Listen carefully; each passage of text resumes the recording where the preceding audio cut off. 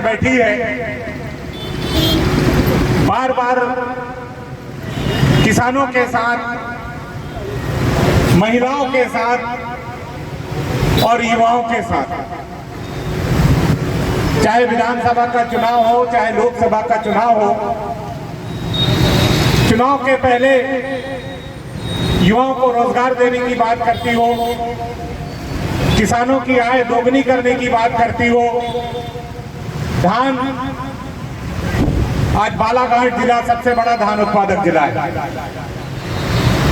धान का समर्थन मूल्य 3100 रुपए में खरीदी करने की बात हो, गेहूं 2700 रुपए में खरीदी की बात हो और लाडली बहनाओं को 3000 रुपए महीने देने की बात हो। चुनाव के पहले बड़े बड़े वादे किए जाते हैं और जैसे ही सरकार बन जाती है तो न तो रोजगार युवाओं को मिलता है और न किसानों को सही दाम मिलता है और न किसानों के साथ किए गए वादा पूरा करने का काम करती है। वारासिवनी विधायक विवेक पटेल ने देश के प्रधानमंत्री को घेरते हुए कहा कि इस देश को पहली बार नकारा प्रधानमंत्री मिला है। उन्होंने आज किसानों विरोधी नीतियों के साथ अमेरिका से समझौता किया है। आज अमेरिका जैसा बोलता है, हमारे देश के प्रधानमंत्री वैसा ही करते हैं।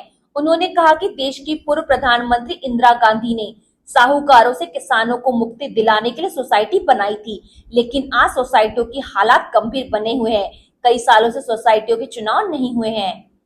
कुछ दिनों पूर्व हमारे प्रधानमंत्री ने अमेरिका के साथ दबाव में भारत अमेरिका ट्रेड डील की, जिसके तहत जीरो टैरिफ में अमेरिका से कपास, सोयाबीन, दूध सभी सामान आएगा, जिसके आने से हमारे किसानों को उसकी कीमत नहीं मिल पाएगी, क्योंकि हमारे देश का जो सामान अमेरिका जाएगा उसमें 18% टैरिफ लगेगा और जो सामान अमेरिका से भारत आएगा वो 0% टैरिफ में आएगा।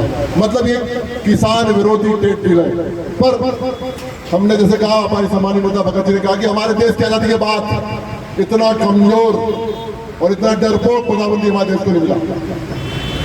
हमारा देश समृद्ध देश है और हमारे देश की समृद्धता को गिरवी किया है। जैसा अमेरिका का राष्ट्रपति बोलता है कि 1 महीने का आइला भी यहाँ से लेंगे, आप अपने सिंदूर खत्म कर दीजिए, पहली बार इतना नकारा प्रधानमंत्री मिला है। बालाघाट विधायक अनुभव मोचारे ने किसानों सहित स्थानीय मुद्दों को लेकर भाजपा सरकार को घेरने का कार्य किया।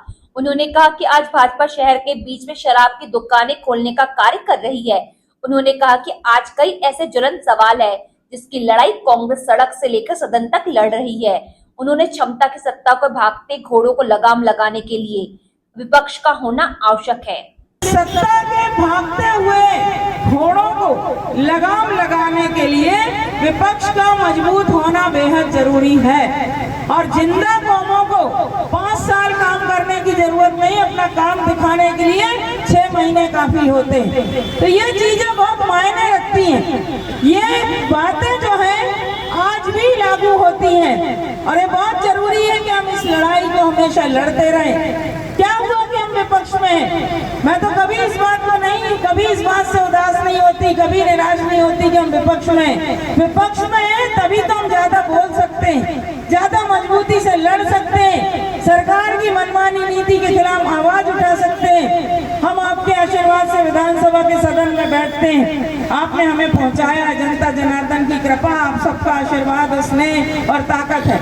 वहां पर हम बैठकर देखते हैं कि किस तरह से भाजपा के मुखर से मुखर विधायक लोगों को भी बोलने में संकोच होता है, क्योंकि अपनी सरकार के खिलाफ क्या बोले। शराब की दुकानें खोल रहे हैं शहर के बीच में, जहाँ महिलाएं निकलती हैं, हमारी बेटियां पढ़ने लिखने जाती हैं, उन जगहों पर शराब की दुकानें खुल रही हैं। और मैं बताऊं आपको, हम लोग तो लड़ते हैं सड़क पर आकर। जिला पंचायत अध्यक्ष सम्राट सिंह सरस्वार ने कहा कि विधानसभा चुनाव हो या फिर लोकसभा चुनाव, भाजपा ने झूठ बोलकर अपनी सरकार बनाई है। किसानों के साथ झूठा वादा कर भाजपा ने उनसे वोट हासिल किया, लेकिन आज 3 साल बीतने के बाद भी किसानों को कोई सुनवाई नहीं हुई है।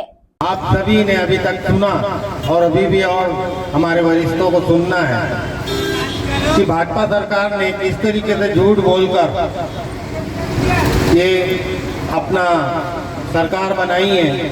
विधानसभा के पहले उन्होंने बोला था कि हम 2100 और 2700 रुपए गेहूँ और 3000 रुपए लाडली बहनाओं को देंगे। ये सब चीज तो हो गई। उसके 6 महीने के बाद लोकसभा चुनाव आए, जब भाजपा की गाड़ियां प्रचार के लिए निकली, गांव-गांव में घुसी, किसानों ने उनको रोक लगा दिया कि आप अंदर नहीं घुस सकते, आप 2100 रुपए हमारे धान का देने का वादा किए थे, आपने नहीं किए। तो उस समय हमारे मुख्यमंत्री यादव जी 6 बार 10 दिन के अंदर में 6 बार लोकसभा चुनाव में बालाघाट जिले में आए और हर किसानों को यही कहा कि अभी आचार संहिता लगी हुई है और जैसे ही आचार संहिता खत्म होती है, चुनाव खत्म होता है, तो 2100 रुपए धान के और जो पुरानी आपकी जो धान बिकी है उसका भी जो डिफरेंस है बोनस के रूप में आपको दिया जाएगा। लेकिन ये झूठ बोला गया था कि सिर्फ भाजपा को वोट दिलाना था और जो विरोध उनका किसानों ने उस समय किए थे उसको शांत करवाना था। धरना प्रदर्शन के दौरान कांग्रेस पदाधिकारी राज्यपाल के नाम ज्ञापन सौंपते मांगों पर त्वरित और ठोस कदम उठाए जाने की मांग की।